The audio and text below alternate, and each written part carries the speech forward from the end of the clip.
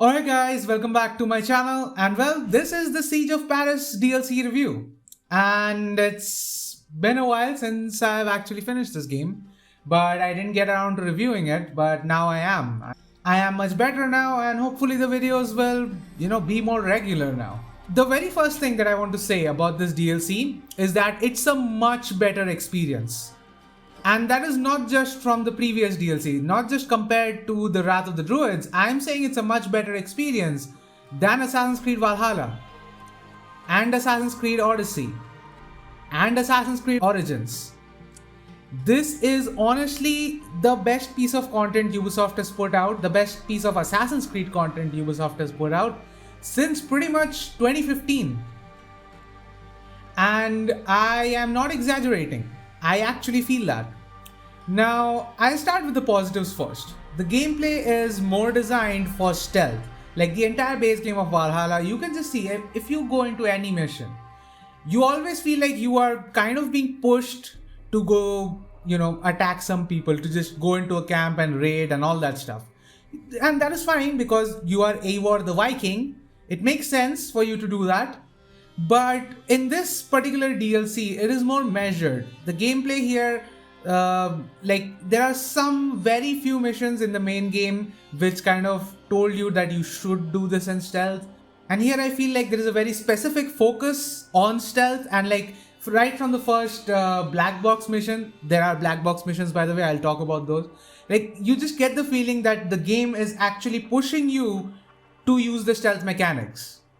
Now, therein lies an inherent negative point, but since I am only talking about positives right now, I'm not going to talk about that just yet.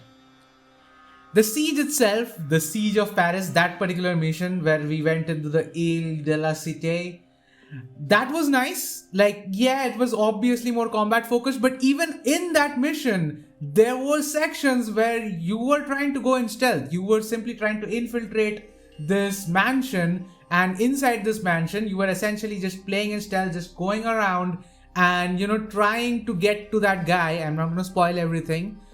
And so all of that felt very well, and for the first time in a long time I felt like I was playing an Assassin's Creed game. Now, is this kind of gameplay something that we had in Assassin's Creed before?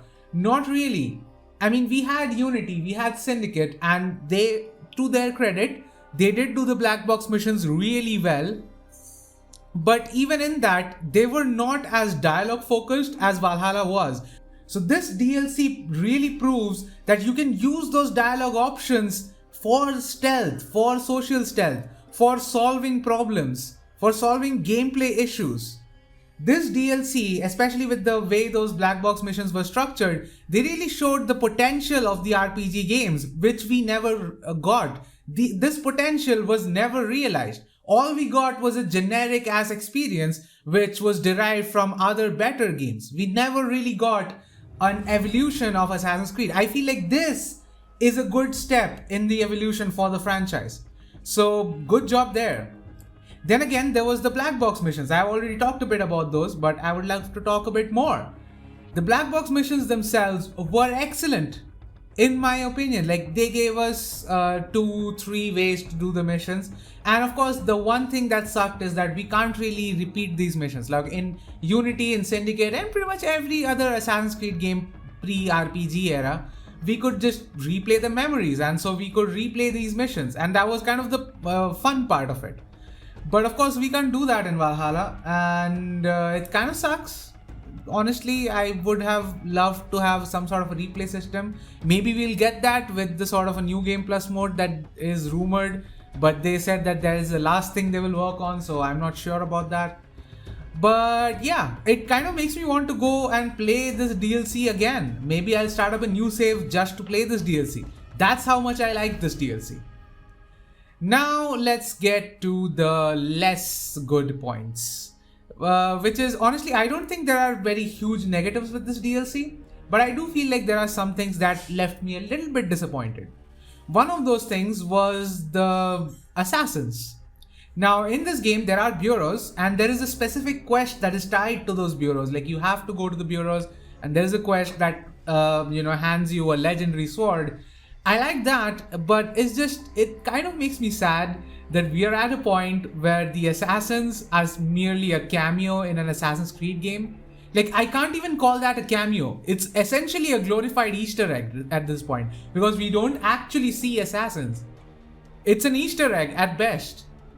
And that brings me to another point, which I actually said. So if you look at the stream that I did for Siege of Paris, like the very first video that I made about it, in that video, I said that I'm going to be incredibly pissed if it turns out that that Sigfrid guy was not an assassin, because he was wearing a blue assassin's robe. And he is not an assassin. And it kind of makes me angry that, you could have used any robe. Why that?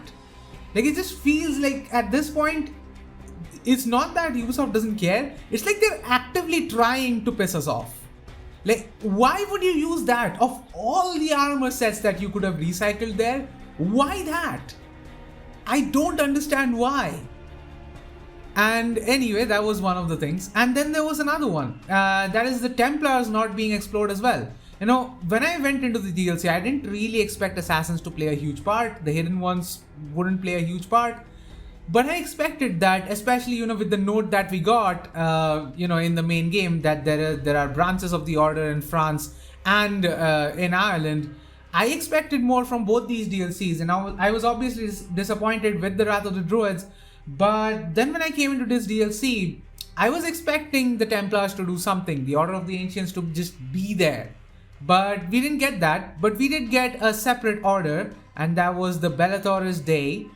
I think I'm pronouncing it wrong, but unfortunately I am not very good at it. And honestly, we just got one mention of them during the story, and that was very close to the end. And other than that, there was literally no mention of them. Now, we know that they were looking for the assassin bureau, the hidden one bureaus. That was why actually the assassins went into hiding. Again, I keep saying assassins, they are the hidden ones. They are not the assassins yet. And the Order of the Ancients are not the Templars yet. That is also a second point. And we know that the Bellatores were looking for them. And we also know now that the Bellatores eventually join the Order of the Ancients, or rather the Reformed Order, to make the Templar Order. And I wouldn't be surprised if, characters like Robert de Sable actually came from this sect of the Templars. Because, he was French. I think he was French. I'm not sure. I don't know why I'm conflicted about this. But anyway, there was a lot of potential there. I would have really loved the story itself was great for this DLC. It was definitely Eivor's story and not the Hidden Ones or the Templars. But I would have loved if Eivor being in this story brought the Assassins and Templars into the story, because she helped kind of create the Templar Order in the main game, and it would have sort of just made more sense if we saw something like that.